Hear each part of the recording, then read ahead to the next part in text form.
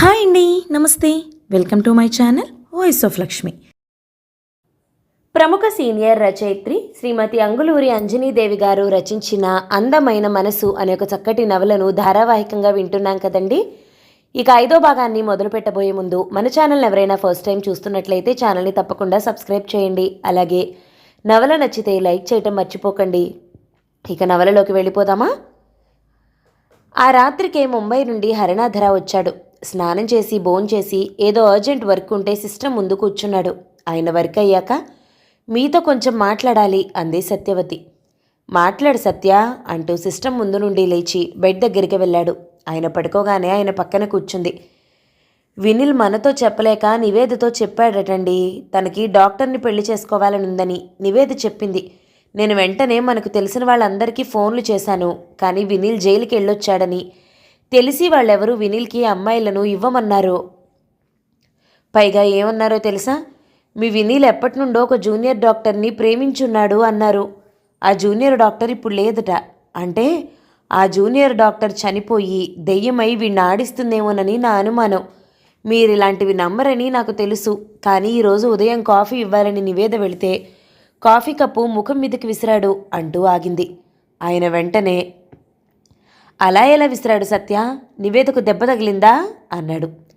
తగిలింది, హాస్పిటల్కి వెళ్ళొచ్చింది. కానీ వాడిని ఒక్క మాట కూడా అనలేదు నివేద.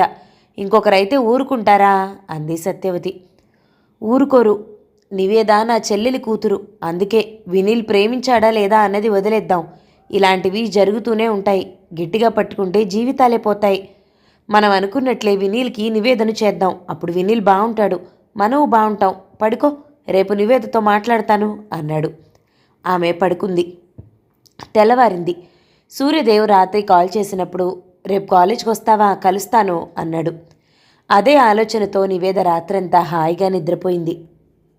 ఈరోజు సూర్యదేవ్ కలుస్తాడని ఎప్పుడూ లేనంత ఉత్సాహంగా ఉల్లాసంగా నిద్రలేచింది. బాగా నచ్చిన డ్రెస్ వేసుకుంది. నుదుటి మీద గాయం కనిపించకుండా హెయిర్ స్టైల్ కొంచెం మార్చింది. ఇప్పుడు ఇంకా స్టైల్గా బ్యూటీగా ఉంది.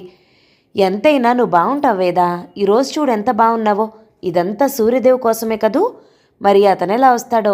సివిల్ డ్రెస్లో వస్తాడా, పోలీస్ డ్రెస్లో వస్తాడా? ఏమో చూడాలి. అతను చూడగానే సంతోషపడేలా కనిపించాలి. కళ్ళలోకి చూస్తూ మాట్లాడాలి అనుకుంది. లంచ్ బాక్స్ బ్యాగ్లో పెట్టుకుని, అత్తయ్య కాలేజ్కి వెళ్తున్నాను అంది నివేద.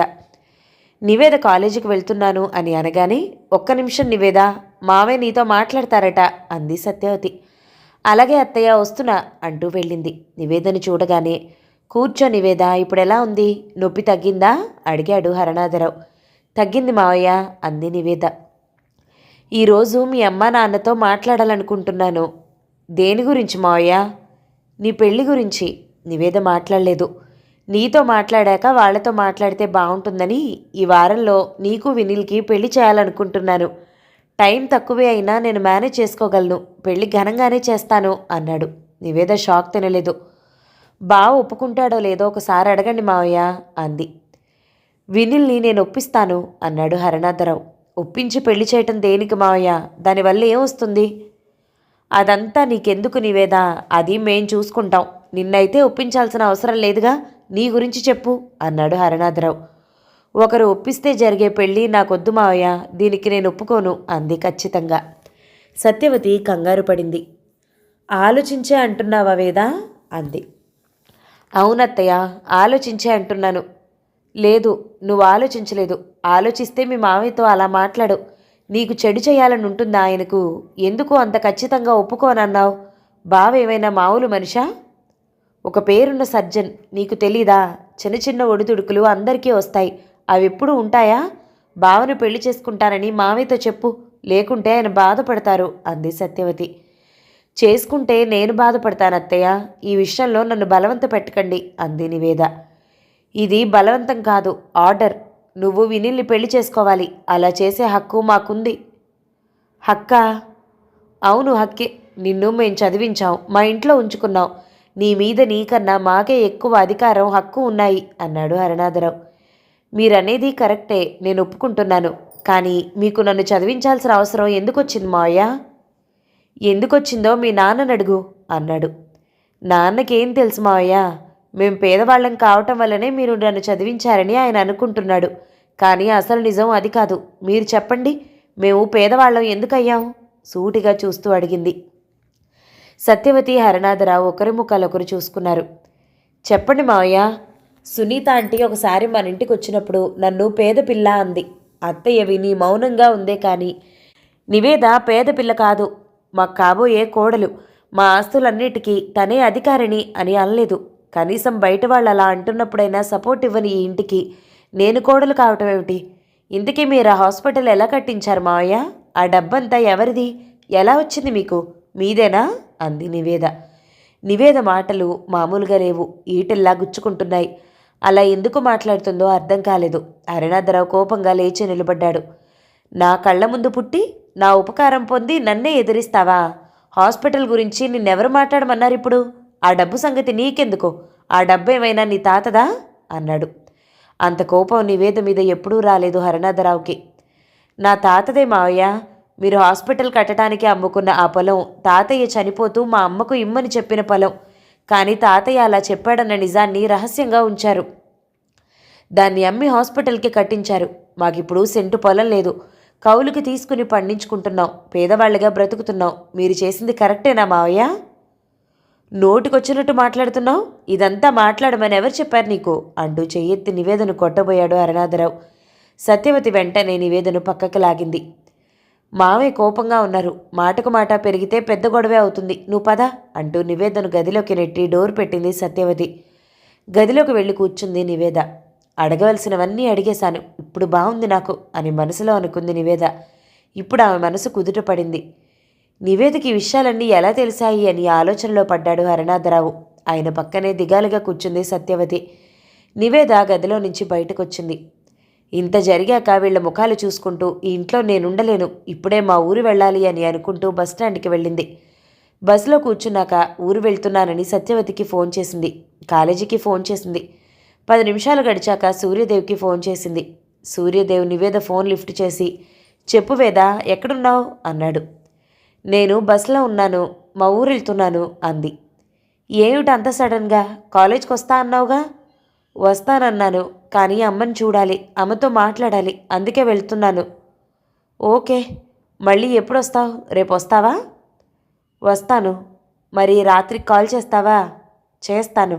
బస్ దిగ్గానే మెసేజ్ పెడతావా? తప్పకుండా పెడతాను. మీదే ఊరు?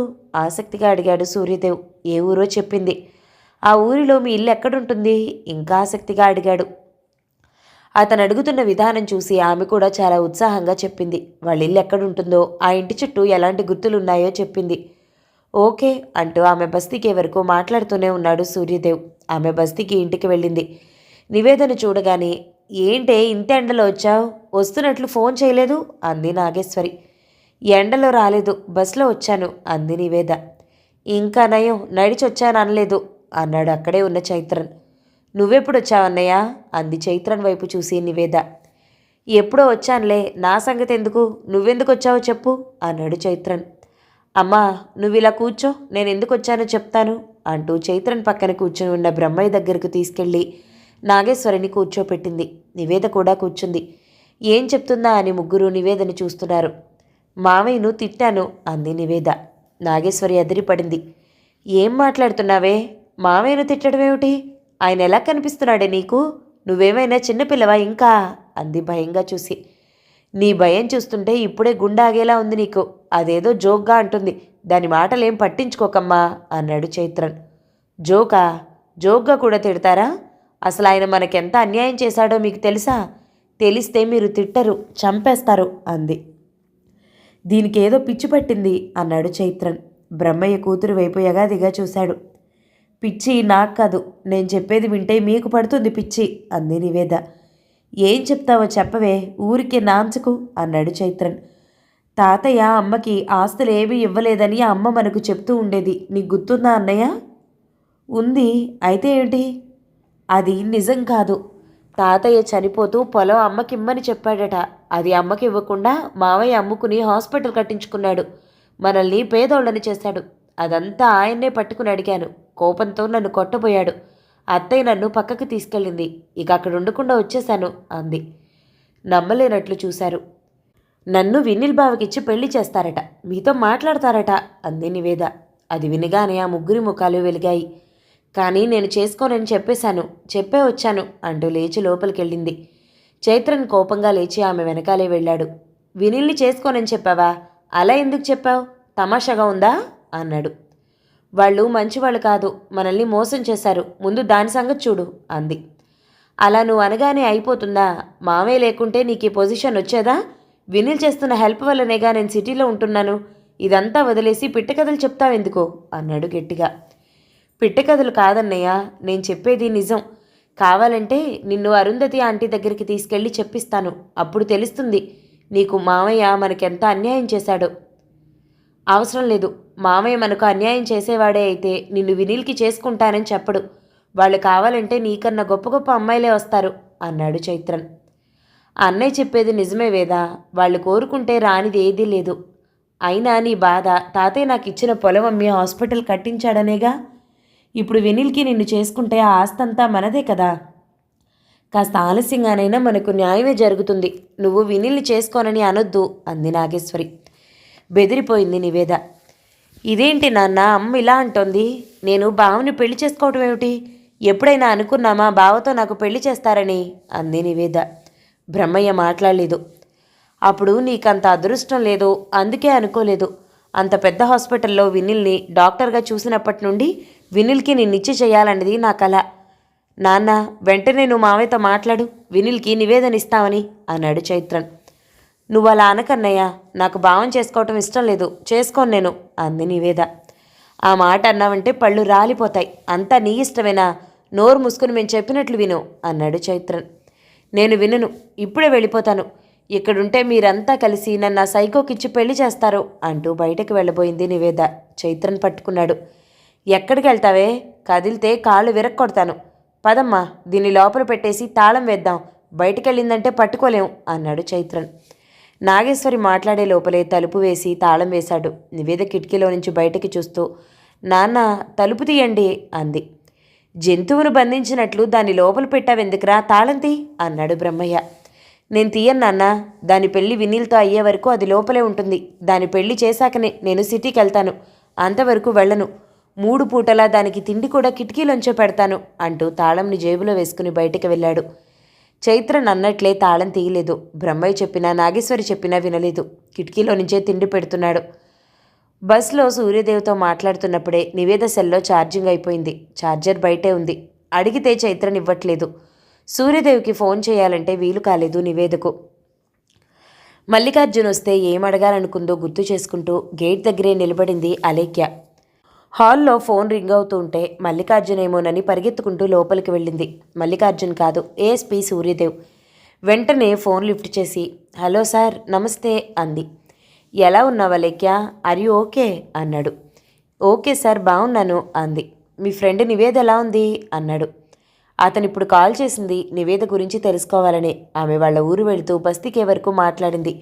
రాత్రికి ఫోన్ చేస్తానంది, చెయ్యలేదు. అతను ఫోన్ చేస్తే స్విచ్ ఆఫ్ వచ్చింది. ఇప్పటికీ 2 రోజులైంది. ఫోన్ లేదు, మాటలు లేవు. ఏం జరుగుంటుంది? అసలు నివేద ఇంటికి వెళ్ళిందో లేదో అన్న అనుమానం వచ్చింది. అందుకే అలేఖ్యకు ఫోన్ చేశాడు. నివేద నాకు ఫోన్ చేయక 2 రోజుల పైనే అయింది సార్. ఎలా ఉందో ఏమో, నేను ఫోన్ చేస్తే స్విచ్ ఆఫ్ వచ్చింది. దాని ఫోన్లో ఛార్జింగ్ లేదేమో అంది. అవునా, సరే, ఈరోజు ఫోన్ చేస్తుందేమో, వెయిట్ చేద్దాం అంటూ ఫోన్ పెట్టేశాడు సూర్యదేవ్.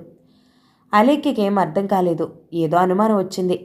ఆంటీకి ఫోన్ చేద్దామని మనసులో అనుకుంటూ నాగేశ్వరికి ఫోన్ చేసింది. ఆమె లిఫ్ట్ చేసి హలో అంది. ఆంటీ, నేను అలేఖ్యని మాట్లాడుతున్నాను. 2 రోజుల నుండి నివేద ఫోన్ కలవట్లేదు. ఊరేమైనా వచ్చిందా అడిగింది అలేఖ్య. వచ్చింది అలేఖ్య అంది నాగేశ్వరి. నేను నివేదతో మాట్లాడాలి, ఒకసారి నాకు కాల్ చేయమంటారా? అర్జెంట్ ఆంటీ అంది. లేదలేఖ్య, ఇప్పుడది ఫోన్లో మాట్లాడేలా లేదు అంటూ నివేదను వాళ్ళ అన్నయ్య హౌస్ అరెస్ట్ చేసినట్లు చెప్పింది. ఓ మై గాడ్, అలా ఎందుకు చేశారాంటీ? అది ఎంత బాధపడుతుంది. అయినా గదిలో పెట్టి బంధించడం ఏమిటి? దాన్ని మీరు అర్థం చేసుకోరా అంది. ఏం చేయనలేఖ్య, ఇదంతా చైత్రనే చేస్తున్నాడు. మా మాట వినట్లేదు. వినిల్కి దాన్నిచ్చి పెళ్లి చేయాలని ఉన్నాడు. ఇప్పుడు నేను నీతో మాట్లాడాలని తెలిస్తే ఊరుకోడు అంటూ భయంగా ఫోన్ కట్ చేసింది నాగేశ్వరి. అలేఖ్య వెంటనే సూర్యదేవ్కి ఫోన్ చేసింది. నివేద ఇప్పుడు ఎలాంటి సిట్యువేషన్లో ఉందో చెప్పింది. అప్పుడే స్నానం చేసి జడ వేసుకుని ఒక బుక్ పట్టుకుని కిటికీలో కూర్చుని చదువుకుంటోంది నివేద. గేటు తీసిన చప్పుడు విని తలెత్తి బయటకు చూసింది. ఏఎస్పీ సూర్యదేవ్ వస్తున్నాడు. అతని వెంట 2 గన్మెన్లు ఉన్నారు. నేరుగా లోపలికొచ్చాడు. సూర్యదేవ్ అతని గన్మెన్లు మఫ్టీలో ఉన్నారు. వాళ్ళని చూసి నివేద షాక్ తింది. నివేద ఉన్న గదికి తాళం వేసి ఉండటం చూసి అవాకయ్యాడు సూర్యదేవ్. అతని మనసు బాధపడింది. చాలా కోపంగా ఉంది. చుట్టూ చూశాడు.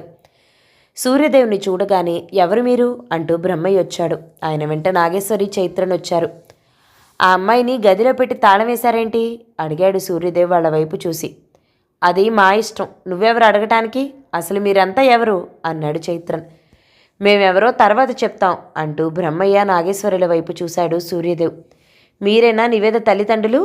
మీరసలు నిజంగానే తల్లిదండ్రులా ఆవిడకు? చదువుకుని జాబ్ చేస్తూ ఇండిపెండెంట్గా ఉండే ఒక అమ్మాయిని మీరు ఇలా బంధించడం ఏమిటి అన్నాడు కోపంగా. అతను నివేదను అలా చూడలేకపోతున్నాడు. అసలు నువ్వెవరు? ఎక్కువగా మాట్లాడుతున్నావు. ఇది మా ఫ్యామిలీ మ్యాటర్. నివేద, వీడు నీ ఫ్రెండా? నువ్వు ఇలాంటి వాళ్ళను కూడా మెయింటైన్ చేస్తున్నావా అన్నాడు చైత్రన్. కోపంతో సూర్యదేవ్ కళ్ళు ఎర్రబడ్డాయి. చైత్రన్ చెంప పగలగొట్టాడు. అది చూసి నివేద నివ్వెరపోయింది. బ్రహ్మయ్య, నాగేశ్వరి విలవిల్లాడారు. ఎవరండి మీరు మా అబ్బాయి మీద చేయి చేసుకుంటున్నారు అన్నాడు బ్రహ్మయ్య. వాళ్ళు పోలీసు వాళ్ళ నాన్న అంది నివేద. అక్కడేం జరుగుతుందో నాగేశ్వరికి అర్థం కాలేదు. ఎవరో నలుగురిని తీసుకొచ్చి ఇది వేషాలు వేస్తుంది నాన్న. నేను కూడా నా ఫ్రెండ్స్కి ఫోన్ చేస్తాను, వస్తారు. అప్పుడు ఎవరన్నది తెలుస్తుంది అన్నాడు చంపను అలాగే పట్టుకుని చైత్రన్. కిటికీ అవతల నిలబడి ఉన్న నివేద చైత్రన్ని, సూర్యదేవ్ని కళ్ళార్పకుండా చూస్తుంది. అసలు ఈ గొడవలన్నీ దేనికి నివేద? నిన్ను మేమేం చేశామని? అన్నయ్య చెప్పినట్లు వినీల్ని చేసుకుంటే నీకు మంచిదేగా. వినీల్ది ఎంత పెద్ద హాస్పిటల్, అతనెంత పెద్ద డాక్టరు. అతన్ని వద్దంటావెందుకు? అంత ఆస్తున్న వాళ్లతో మనకి సంబంధం కుదరటమే ఎక్కువ. వాళ్ళేదో నిన్ను చేసుకుంటావంటున్నారు కానీ లేకుంటే వినీల్ లాంటి భర్త నీకు దొరుకుతాడా? మేం తేగలమా? అసలు ఏం చూసుకునే నీకు పొగరు అంది నాగేశ్వరి. అమ్మా, నీకేం తెలీదు. నువ్వు వాళ్ళ వెనుక ఉండే ఆస్తినే చూస్తున్నావు. నాకు కావలసిన ఆస్తి కాదు. నన్ను చేసుకోబోయే మనిషి పూర్తిగా నా మనిషి అయి ఉండాలి. పెళ్ళి ఒకరితో, ప్రేమ ఒకరితో, ఈ నాన్సెన్స్ నాకొద్దు. ఇంతసేపు ఎందుకులే అని మీకో నిజాన్ని చెప్పకుండా దాచాను. అది తెలిస్తే నువ్వు నన్ను భావన చేసుకోమని అసలే చెప్పవు అంది. ఇదేదో మళ్ళీ పెట్టకథ చెప్తుంది. దీని వేషాలు ఇదేని అంటూ గొణుగుతూ నిలబడ్డాడు చైత్రన్. ఏంటో చెప్పి తల్లి. అది విన్నాక నువ్వు భావన చేసుకోవాలా వద్దా అన్నది మేము నిర్ణయిస్తాం. నువ్వు ఇబ్బంది పడే చోట నిన్నెందుకు ఇస్తాం అన్నాడు కూతురికి దగ్గరగా వెళ్ళి అనునయంగా బ్రహ్మయ్య. బావ ఒకరిని ప్రేమిస్తున్నాడు నాన్న అంది మెల్లగా. అది నీకెలా తెలుసు వెంటనే అడిగాడు చైత్రన్. నాకు తెలుసు, బావ ఫోన్లో చూశాను. బావ ఫోన్ నీకెలా వచ్చింది? నువ్వెలా చూసావు? పూలు పెడుతున్నావా అన్నాడు చైత్రన్. పూలు కాదు, బావ ఫోన్ అత్తయ్య దగ్గర ఉంటే దాన్ని బావకి ఇచ్చిరమ్మని నన్ను పంపింది. అప్పుడు దాన్ని ఓపెన్ చేసి చూశాను అంది నివేద. నాగేశ్వరి నమ్మలేదు. బావ నీ మీద నిందలు వేశాడని నువ్వు కూడా బావ మీద ఇలా నిందలు వేయాలని చూస్తున్నావా? ఇదేనా నీ సంస్కారం? ఇప్పుడు అతనికి నీకు తేడా ఏముంది? నువ్వు మా దగ్గర నేర్చుకునేది ఇదేనా అంది నాగేశ్వరి. నిజంగానే చెప్తున్నానమ్మా, నేను చూశాను అంది నివేద. ఏం చూసావే? వేషాలు ఎక్కువయ్యాయి నీకు అంటూ గద్దించాడు చైత్రన్. ఆ అమ్మాయి పేరు కూడా తెలుసు నాకు అంది ఏమాత్రం బెదరకుండా. పేరు తెలుసా? తెలిస్తే చెప్పు అన్నాడు చైత్రన్. ఇప్పుడు ఆ పేరు దేనికిలే, బావ మనసులో నేను లేను అన్నది చెప్పాగా, అది చాలదా అంది. చాలదు. అయినా నువ్వు చెప్పేది డాక్టర్ సహస్ర గురించేనా అన్నాడు చైత్రన్. అవును, నీకెలా తెలుసు అంది నివేద ఆశ్చర్యపోతూ. అవన్నీ నీకన్నా ముందే తెలుసు నాకు. ఆ అమ్మాయి ఇక విన్నీల్ లైఫ్లోకి రాదు. నీకు ఆ భయం ఏం అక్కర్లేదు. ఆల్రెడీ నేను అదంతా సెట్ చేసి పెట్టాను అన్నాడు. సెట్ చేసి పెట్టావా? ఏం చేశావన్నయ్య అంటూ ఇంకా ఎక్కువ ఆశ్చర్యపోయింది నివేద. అంతా విన్నాక సూర్యదేవికి చాలా వరకు క్లారిటీ వచ్చింది. వెంటనే గన్ బయటికి తీశాడు. చైత్రన్ నుదుటి మీద పెట్టాడు. సూటిగా చూస్తూ, చెప్పు, డాక్టర్ సహస్రన్ ఏం చేశావు అన్నాడు సూర్యదేవ్. గన్ చూడగానే నివేద భయపడింది. ఇదేంటి, ఇతనొచ్చింది నా కోసం కాదా? డాక్టర్ సహస్ర కోసం వచ్చాడా? సహస్ర ఇతనికి ఎలా తెలుసు అని అనుకుంటూ కళ్ళు తిరిగినట్లయి దబ్బును పడిపోయింది. శబ్దం రాగానే అటు చూశాడు సూర్యదేవ్. అక్కడ నివేద లేదు. కింద పడిపోయిందనుకున్నాడు. కోపంతో సూర్యదేవ్ దవడ ఎముక బిగుసుకుంది. పద, డోర్ ఓపెన్ చెయ్యి అంటూ గన్ పట్టుకునే అతని చేత నివేద ఉన్న గది తాళం తీయించాడు. నాగేశ్వరి, బ్రహ్మయ్య లోపలికి పరిగెత్తి అమ్మా నివేద, ఏమైందమ్మా అంటూ నీళ్లు తెచ్చి ముఖం మీద చల్లారు. సూర్యదేవ్ కంగారు పడ్డాడు. చైత్రని వదిలి నివేదకు దగ్గరగా వెళ్ళాడు. మోకాలి మీద కూర్చుని, వేదా ఏమైంది అన్నాడు ఆతృతగా. అతని గొంతులోని ఆతృతను ఆర్ద్రతను నాగేశ్వరి గమనించింది. విస్తుపోయి అతన్నే చూసింది. నివేద లేచింది. ఇక్కడేదో జరిగేలా ఉందని అక్కడి నుండి పారిపోవాలని ప్రయత్నించాడు చైత్రన్. గన్మెన్లు అతన్ని పట్టుకున్నారు. కుర్చీలో కూర్చోబెట్టారు. చేతికందిన తాడు తీసుకుని ఆ తాడుతో చైత్రన్ని కుర్చీకి కట్టేశారు. అది చూసి బ్రహ్మయ్య, నాగేశ్వరి బాధతో కుమిలిపోయారు. సూర్యదేవ్ వచ్చి చైత్రన్కి ఎదురుగా కూర్చున్నాడు. ఇంతసేపు సరిగ్గా చూడలేదు, కానీ ఇప్పుడు చూస్తూ ఉంటే సూర్యదేవ్ చైత్రన్ కళ్ళకి ఐరన్ రాడ్లా అనిపించాడు. సూర్యదేవ్ ఏమీ అడక్కముందే అతన్ని చూసి చైత్రన్ భయపడ్డాడు. నాకేం తెలీదే ఎస్పీ గారు, నన్ను విడిచిపెట్టండి అన్నాడు చైత్రన్. నీకు తెలీదంటే ఎవరు నమ్ముతారా? డాక్టర్ సహస్రను మర్డర్ చేసి దర్జాగా తిరుగుతున్నావా? అంత తమాషాగా ఉందా మనిషిని చంపటం అన్నాడు సూర్యదేవ్. నేను చంపలేదు సార్ అన్నాడు భయంగా. మరెవరు చంపారో చెప్పు. నాకు తెలీదు అన్నాడు. ఏం చెప్తే ఏమో అన్నట్టు వణికాడు. బ్రహ్మయ్య అంతకన్నా వణుకుతున్నాడు. నా కొడుకును వదలండి సార్, వాడికేం తెలియదంటున్నాడుగా. వాడు మర్డర్ చెయ్యడు సార్, వాడొట్టి పిరికివాడు. మీ కాళ్ళు పట్టుకుంటాను అంటూ సూర్యదేవ్ కాళ్ళు పట్టుకోబోయాడు. నువ్వు ఆగు పెద్దాయనా, నీ కొడుకు నువ్వు అనుకునేటంత మామూలుడు కాదు. వీడి వెనుక పెద్ద చరిత్రే ఉంది. అది ఎలా బయట పెట్టించాలో మాకు తెలుసు అంటూ గన్మెన్ల వైపు తిరిగి, వీడిని ముందు మన వెహికల్ ఎక్కించండి. అక్కడ మన పద్ధతిలో అడిగితే చచ్చినట్టు చెప్తాడు, ఇక్కడ చెప్పడు అన్నాడు సూర్యదేవ్. వాళ్ళు వెంటనే కట్లు విప్పి పద వెళ్దాం అన్నారు. నేను మీతో రాను అన్నాడు చైత్రన్. వీడు మాటలతో చెప్తే వినడు, మన పద్ధతిలోనే తీసుకుపోండి అన్నాడు సీరియస్గా సూర్యదేవ్. గన్మెన్లు వెంటనే చైత్రన్ రెక్క పట్టుకుని వెహికల్ దగ్గరికి లాక్కెళ్లారు. కొద్ది దూరం వెళ్ళగానే, వద్దు, నన్ను తీసుకెళ్ళొద్దు, నువ్వైనా చెప్పు నివేదా, నన్ను తీసుకెళ్ళొద్దని అంటూ ప్రాధేయపడ్డాడు. మరి నీకేం తెలుసో చెప్పన్నయ్య, ఇంకా ఎందుకు దాస్తావు? ఏఎస్పీ గారు అన్నంత పని చేస్తారు, నీకు ఆయన సంగతి తెలీదు అంది నివేద. చెప్తాను, ఇక్కడే చెప్తాను, నన్ను తీసుకెళ్ళొద్దు ప్లీజ్ అన్నాడు చైత్రన్. గన్మెన్లు చైత్రన్ని వెనక్కి తీసుకొచ్చి ఏఎస్పీ గారి ముందు కూర్చోబెట్టారు. చైత్రన్ చెప్తుంటే అందరూ వింటున్నారు. నా ఎంబీఏ పూర్తయ్యాక జాబ్ సెర్చింగ్ టైంలో నాకు ప్రియాంక పరిచయం అయింది. ఇద్దరం బాగా దగ్గరయ్యాం.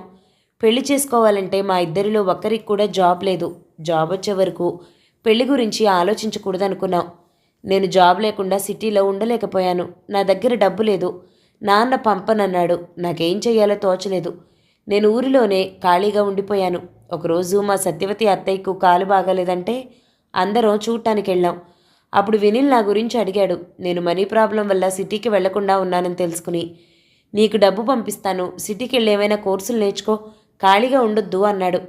ఆ రోజే నన్ను తన హాస్పిటల్కి తీసుకెళ్లాడు. నాకన్నా చిన్నవాడైన వినిల్ అంత పెద్ద హాస్పిటల్ని అంత సమర్థవంతంగా నడపటం అబ్బురం అనిపించింది.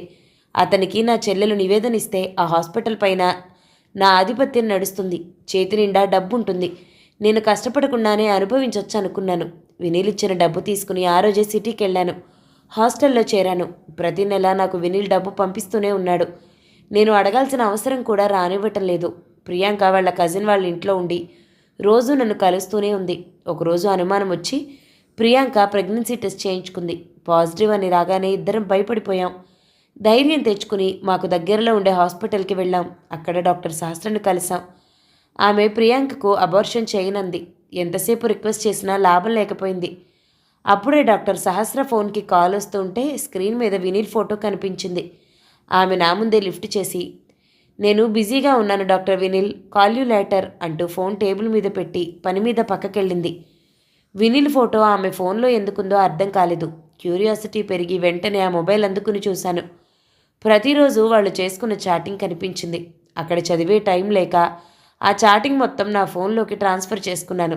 ఆమె ఫోన్ అక్కడే పెట్టి ప్రియాంకని తీసుకుని హాస్పిటల్లోంచి వెళ్ళిపోయాను అంటూ ఆగాడు. అందరూ ఉత్కంఠతో వింటున్నారు. నెక్స్ట్ ఏం జరిగిందో చెప్పు. చెప్పకుండా ఏదైనా దాచావో నా సంగతి తెలుసుగా అన్నాడు సూర్యదేవ్. దాచను సార్, అంతా చెప్తాను. ఆ రాత్రికి నా మొబైల్కి ట్రాన్స్ఫర్ చేసుకున్న వాళ్ళ చాటింగ్ని చదివాను. వాళ్ళ రిలేషన్ అర్థమైంది. నా మనసు మండిపోయింది. నా ఆశలన్నీ ఉరిపోసుకున్నట్లు అనిపించింది. నా కళ్ళ ముందు హాస్పిటల్ తప్ప ఇంకేమీ లేదు. నా చెల్లెల్ని వినీల్ చేసుకుంటేనే నేను అనుకున్న విధంగా నేను బ్రతకగలను. అలా బ్రతకాలంటే డాక్టర్ సహస్ర మనసులో నుంచి వినిల్ని తప్పించాలి. అదేదో నేనే చెయ్యాలి. లేకుంటే నేను అనుకున్నది సాధ్యం కాదు. వెంటనే ఒక నిర్ణయానికి వచ్చాను. తెల్లవారి ప్రియాంకను తీసుకుని డాక్టర్ సహస్రను కలిశాను. మమ్మల్ని చూడగానే, ఎన్నిసార్లు చెప్పాలి మీకు అబార్షన్ చేయనని, ఎందుకొచ్చారు అంటూ కోప్పడింది సహస్ర. ప్లీజ్ మేడం, ఒకసారి నేను చెప్పేది వినండి. ఈ అమ్మాయి నిజానికి నా కజిన్ కాదు. మా మామయ్య కొడుకు డాక్టర్ వినీల్కి లవర్. ఇలా చేయించమని నన్ను రిక్వెస్ట్ చేశాడు. తన పేరు బయటికి రావద్దన్నాడు. ఇప్పుడు మీరు అబార్షన్ చేయనంటూ ఉంటే తప్పనిసరి ఇదంతా చెప్తున్నాను అన్నాను. అది వినగానే, నో, డాక్టర్ వినీల్ అలాంటివాడు కాదు అంటూ అరిచింది డాక్టర్ సహస్ర. మీరలా అరిస్తే నేను మిమ్మల్ని నమ్మించలేను మేడం. కానీ ఒకటి మాత్రం చెప్పగలను. ఈ అమ్మాయి కోసం ప్రతి నెల నా అకౌంట్కి వినీల్ డబ్బు పంపిస్తూ ఉంటాడు. కావాలంటే చూడండి అంటూ నా బ్యాంకు పాస్బుక్లో ఉండే స్టేట్మెంట్స్ చూపించాను. మీరు డాక్టర్ కాబట్టి ఒకవేళ మీకు మా వినీల్ తెలిస్తే నేను ఇలా మీకు చెప్పానని చెప్పకండి. నన్ను చంపేస్తాడు. ఈ పని రహస్యంగా చేయించడమే నా విధి. అయినా ఈ అమ్మాయిని వినీల్ పెళ్లి చేసుకోడు. అబార్షన్ చేయించి కొత్త డబ్బిచ్చి పంపించేయమన్నాడు. ఫ్యూచర్లో తనే ఈ అమ్మాయికి ఏదో ఒక జాబ్ ఇప్పిస్తాడట అన్నాను. అది వినగానే డాక్టర్ సహస్రకు కళ్ళు తిరిగి టేబుల్పై పడింది అన్నాడు చైత్రన్. తర్వాత ఏం జరిగింది అన్నాడు గట్టిగా కోపంగా సూర్యదేవ్. కొద్దిసేపు అయ్యాక డాక్టర్ గారు లేచి లోపలికి వెళ్ళారు. ఆమె సీట్లోకి వేరే డాక్టర్ వచ్చి కూర్చున్నారు. ఆమె నా వైపు చాలా ఇంట్రెస్ట్గా చూసి, డాక్టర్ సహస్ర, మీ కేసు నన్ను చూడమన్నారు. రేపు ఉదయాన్నే రండి, అబార్షన్ చేస్తాను అంది. ఆమె చెప్పినట్లే తెల్లవారి ప్రియాంకను తీసుకెళ్లాను. అబార్షన్ చేసింది. నేను చాలా సంతోషపడ్డాను. సహస్ర మేడం కనిపిస్తుందని చూశాను. కనిపించలేదు. ఆ డాక్టర్ని అడిగాను, సహస్ర మేడంని కలవాలి అని. డాక్టర్ సహస్ర లేరు. ఈవేళ ఫ్లైట్లో అరుణాచల్ వెళ్ళారు. ఇక రారు. జాబ్కి రిజైన్ చేశారు అన్నారు. నేను అవాక్కయ్యాను. ప్రియాంకను తీసుకుని హాస్పిటల్ నుండి వెళ్ళిపోయాను. అది సార్ జరిగింది అన్నాడు చైత్రన్.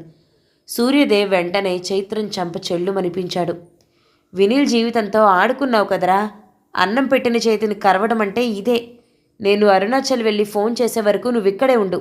కాదని ఎటైనా వెళ్ళావో అరెస్ట్ చేస్తాను అన్నాడు. వెళ్ళను సార్, ఇక్కడే ఉంటాను అన్నాడు చైత్రన్. వేద, డాక్టర్ వినీల్ నా స్నేహితుడు. అతను సహస్రను ప్రేమించినట్లు నా ఒక్కడితోనే చెప్పాడు. ఇంట్లో చెప్పాలనుకునే లోపలే ఇదంతా జరిగిపోయింది అన్నాడు. నివేద్ అప్పటికే చాలా బాధపడుతుంది. ఇది విని ఇంకా బాధపడింది. నువ్వు నాతో రావేదా, ఇద్దరం కలిసి వినీల్తో మాట్లాడదాం అన్నాడు సూర్యదేవ్. అలాగే సార్. అమ్మా, నేను బావతో మాట్లాడొస్తాను అంటూ సూర్యదేవ్తో వెళ్ళి వెహికల్ ఎక్కింది నివేద. వెహికల్ కదిలింది.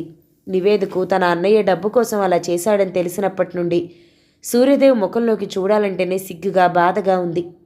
సూర్యదేవ్ అది గమనించి బాధపడద్దు అన్నట్టుగా చూశాడు. డాక్టర్ వినీల్కి ఫోన్ చేశాడు. వినీల్ వెంటనే లిఫ్ట్ చేసి, చెప్పండి సూర్యదేవ్ అన్నాడు. నేను అర్జెంటుగా మాట్లాడాలి వినీల్. హోటల్ రాధికాలో ఉంటాను, అక్కడికి రండి అన్నాడు సూర్యదేవ్. అలాగే, ఇప్పుడే వస్తాను అంటూ ఫోన్ పెట్టేసి తన కారులో హోటల్ రాధిక దగ్గరకు వెళ్ళాడు వినీల్.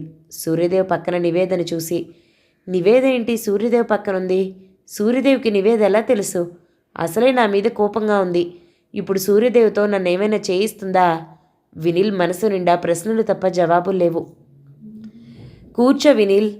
ఏంటి నివేద వైపు అలా చూస్తున్నావు? నాకు నివేద ఎలా తెలుసా అనా?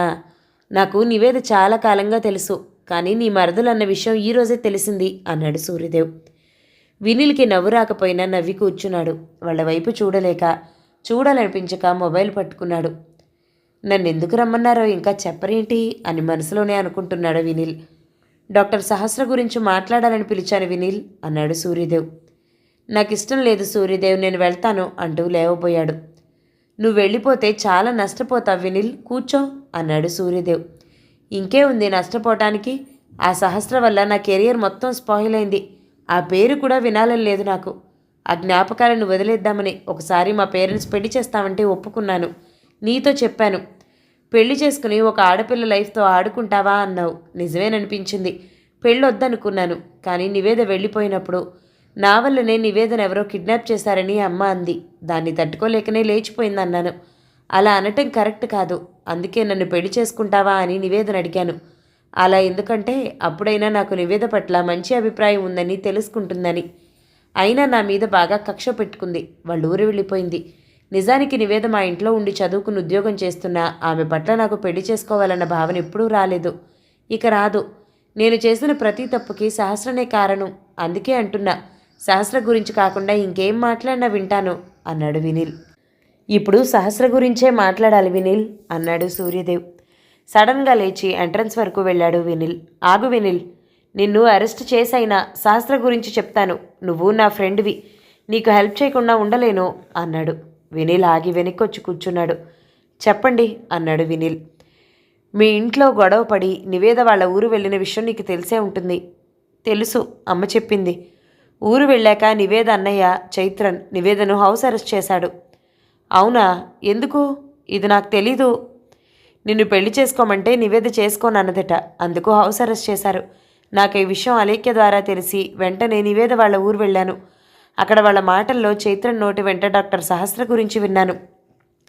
సహస్ర నీ నుండి విడిపోవటానికి చైత్రన్ ఏదో చేశాడన్న అనుమానం వచ్చింది. ఎంత అడిగినా చెప్పలేదు. మా స్టైల్లో అడగగానే చెప్పాడు అన్నాడు సూర్యదేవ్. ఏం చెప్పాడు సూర్యదేవ్? అయినా చైత్రన్ మా బావ, నా విషయంలో అతనేమీ చేయడు అన్నాడు వినీల్. చేస్తాడని నువ్వే కాదు ఎవ్వరూ అనుకోరు, కానీ చేశాడు. నీ మీద అసహ్యం కలిగేలా ఒక స్టోరీ క్రియేట్ చేసి సహస్రకు చెప్పాడు. ఆమె వెంటనే రిజైన్ చేసి అరుణాచల్ వెళ్ళిపోయిందిట అన్నాడు సూర్యదేవ్. నా మీద స్టోరీ చెప్పాడా? నేను నమ్మను. చైత్రన్ బావకు నేనంటే గౌరవం, కృతజ్ఞత ఉన్నాయి అన్నాడు వినీల్. అంతకు మించి ఆశ, అత్యాశ, పేరాశ ఉన్నాయి వినీల్, అందుకే అలా చెప్పాడు. లేకుంటే ఎందుకు చెప్తాడు? ఇంతకీ ఏం చెప్పాడు? ఏం చెప్పినా సహస్ర నమ్మదు. అంత ప్రేమ నేనంటే తనకి. ప్రేమ కాబట్టే నమ్ముండొచ్చు. నీ బలహీనతల్ని గౌరవించి వెళ్ళిపోయిందేమో. అలా ఎందుకు ఆలోచించవు? నా బలహీనతలా? నాకేం బలహీనతలున్నాయి? నాకంతా గందరగోళంగా ఉంది. చైత్ర నీ మీద ఏం చెప్పాడో వింటే నీకు ఇంకా గందరగోళంగా ఉంటుంది. చెప్పనా? చెప్పు సూర్యదేవ్. చైత్రన్ సిటీలో ఉండాలంటే డబ్బు లేక వాళ్ళ ఊరొచ్చి ఉన్నప్పుడు నువ్వు డబ్బు హెల్ప్ చేసి సిటీకి పంపావట కదా? అవును, పంపాను. సిటీకి వెళ్ళి ఏదైనా జాబ్ వెతుక్కుంటాడని. కానీ అతను జాబ్ వెతుక్కోలేదు. నువ్విచ్చిన డబ్బుతో సిటీకి వెళ్ళి ప్రియాంక అనే అమ్మాయితో తన లవ్ను కంటిన్యూ చేశాడు. ప్రియాంక ప్రెగ్నెంట్ అయింది. అబార్షన్ కోసం డాక్టర్ సహస్ర దగ్గరకు వెళ్తే చేయనందిట. చైత్రాన్ అక్కడున్న టైంలోనే నీ నుండి సహస్రకు ఫోన్ వచ్చిందట. స్క్రీన్ మీద నీ ఫోటో చూశాడు. ఆ ఫోన్ టేబుల్ మీద పెట్టి ఆమె పక్కకి వెళ్ళగానే అందులో ఉన్న మీ ఇద్దరి చాటింగ్ని తన ఫోన్లోకి పంపుకున్నాడు. మీ ఇద్దరి రిలేషన్ తెలిసి తట్టుకోలేకపోయాడు. సహస్ర మనసులో నేను లేకుండా చేయాలని ప్రియాంకను నీ లవర్గా డాక్టర్ సహస్రకు పరిచయం చేశాడు. ఆ తర్వాత ఏం జరుగుంటుందో నువ్వు ఊహించగలవు. ఇప్పుడు సహస్ర అరుణాచల్లో ఉంది అన్నాడు. అది వినగానే వినీల్ మైండ్ బ్లాంక్ అయింది. 5వ భాగం సమాప్తం. మిగతా నవలని 6వ భాగంలో విందామండి. నవల కనుక మీకు నచ్చినట్లయితే లైక్ చేయండి, షేర్ చేయండి, మంచి కామెంట్ చేయండి. మన ఛానల్ని తప్పకుండా సబ్స్క్రైబ్ చేయండి. తర్వాతి భాగంలో మళ్ళీ కలుద్దాం. అంతవరకు సెలవు మరి. Thank you so much for watching. నమస్తే.